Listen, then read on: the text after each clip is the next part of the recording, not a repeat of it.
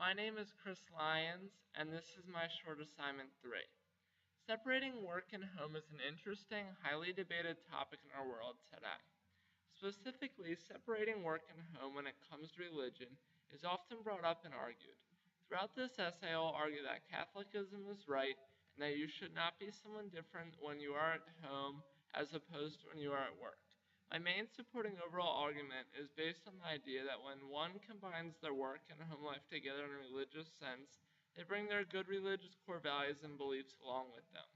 Overall, these strong core values and beliefs will shape a business person to be an ethical, honest, hardworking employee. There are many examples regarding this argument that we have discussed in class and that exist in the real world. Core values and beliefs being brought into the workplace is an interesting topic that is often discussed.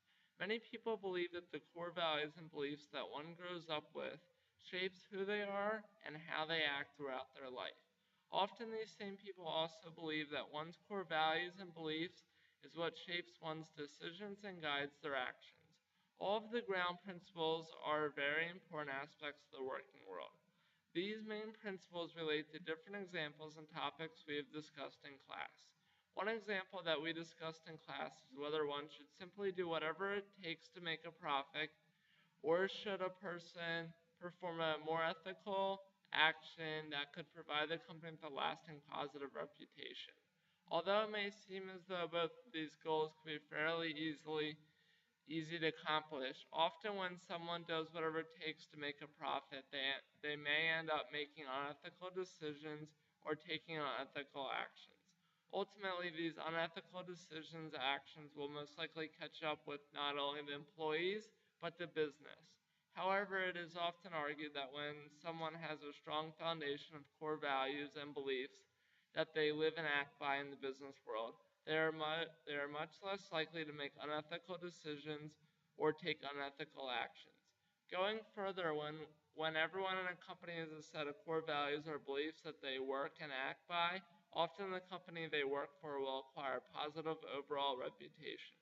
An example from the real world relating to this is a company that uses or provides free trade products. These companies and often employees understand that there are many unethical practices that go on every day throughout the world regarding food and other products. These companies also understand that if they act to prevent this, they can make a difference in the lives of many people who suffer from these unethical and inhumane practices.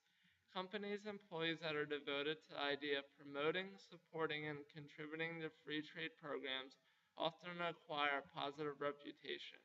On the other hand, companies' employees who do not have a strong set of core values and beliefs often develop a bad reputation for this factor. An example of companies who have developed a bad reputation for their actions or beliefs are companies who participate in third world labor practices and manufacturing. Furthermore, although these companies may seem ethical and true to their word at first, this is often part of the way in which the company deceives its customers.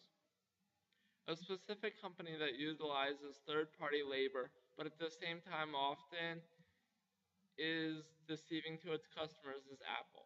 It is interesting to see and hear some of the counter arguments that are often made in regards to this main supporting argument.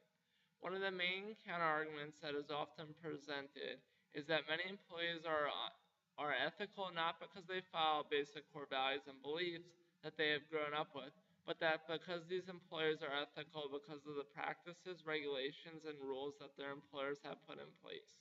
We've explored the idea of this idea in class, and it is also displayed in several examples throughout the real world.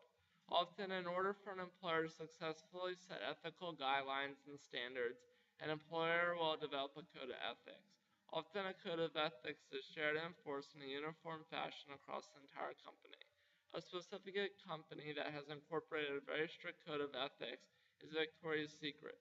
There are many unique features to Victoria's Secret code of ethics that are sometimes not seen in various other companies' code of ethics.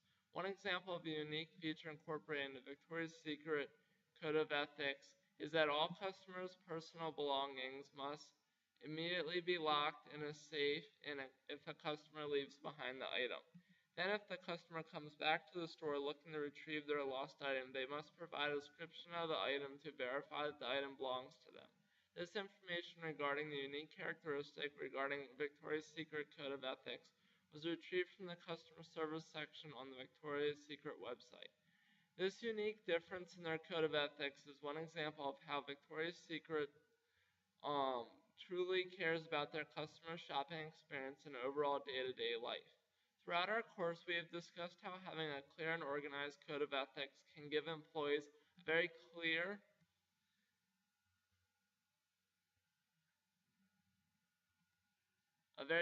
and beneficial tool to use when making critical decisions regarding their work.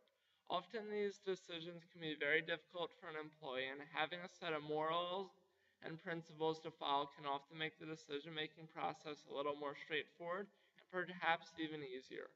Although there are many interesting and perhaps positive aspects to this often presented counterargument, there are some very strong and interesting rebuttal arguments that are often presented in regards to this counterargument.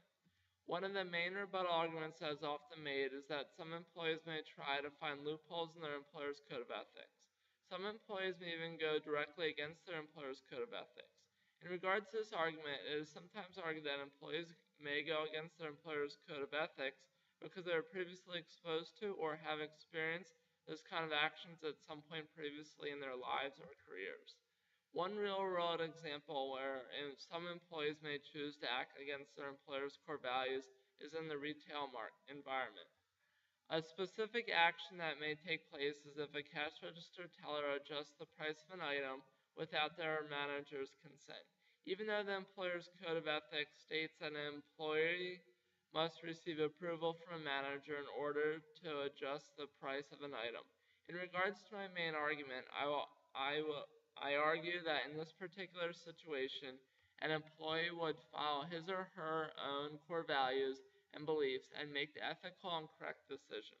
I also argue that these core values and beliefs would sprout from the employee's religious beliefs. Overall, the idea of Catholicism in regards to the workplace is an interesting and highly debated topic. I personally argue that the main concept of Catholicism is right, and that one should not be different at work than they are at home in regards to the idea of Catholicism and the core values and beliefs. The main supporting argument that I present is based on the idea that when one combines their work and home life together in a religious sense, they bring their good religious core values and beliefs along with them.